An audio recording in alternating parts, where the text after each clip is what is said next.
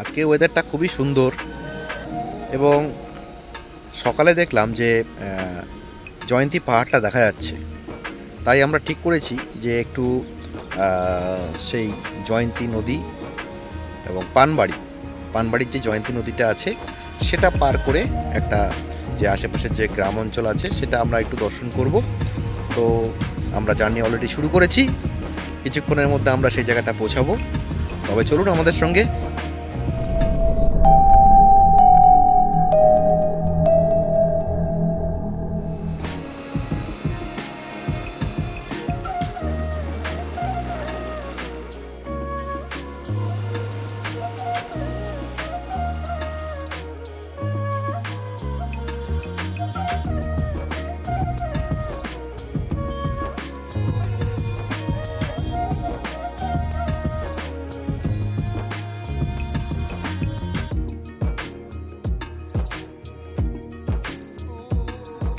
তো নদীটাতে এখন জল নেই, যার জন্য আমরা সুন্দরভাবে যেতে পারছি।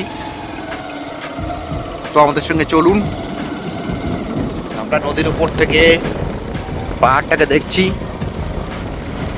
খুব সুন্দর।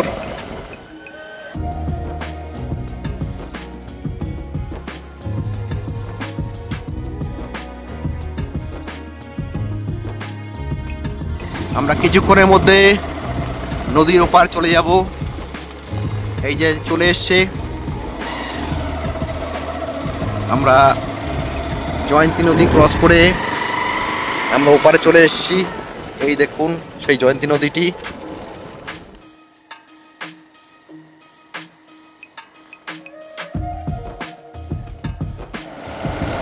পানবাড়িতে জয়ন্তী নদী ক্রস করলে যে গ্রামটি পাওয়া যায়, সত্যিই সুন্দর গ্রাম। আপনাদেরকে এই গ্রামটা একটু দেখাচ্ছি। তো প্রাকৃতিক পরিবেশগুলো দেখুন। তো জায়গাটার নাম হচ্ছে কাতলা বস্তি। তো খুব সুন্দর জায়গা, আমরা পুরোটা দেখাবো আপনাদেরকে, আপনারা সঙ্গে থাকুন।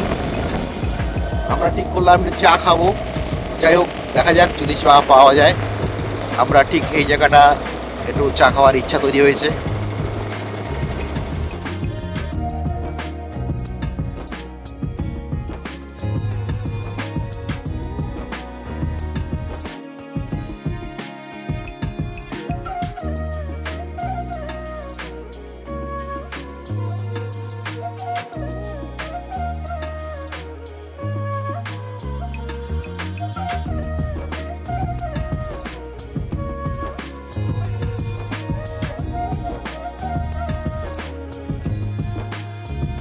আমরা জয়ন্তী নদী ক্রস করে এদিকটা এসেছি। এই রাস্তাটা যায় হচ্ছে শামুকতলা এবং এই রাস্তাটা যায় হচ্ছে লোকনাথপুর। তো আমরা ঠিক করে নিলাম এই লোকনাথপুরে না গিয়ে আমরা শামুকতলার রাস্তায় যাব।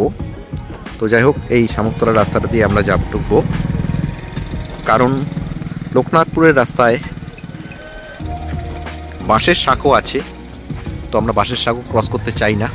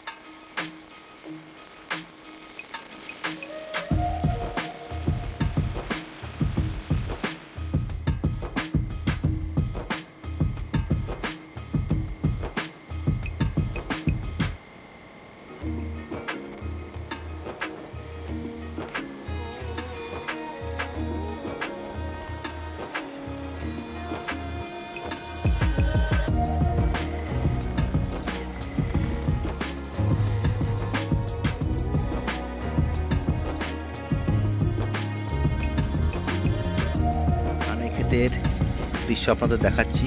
ধানগুলোকে সুন্দর করে কাটার করে রাখা হয়েছে, আপনারাও দেখুন।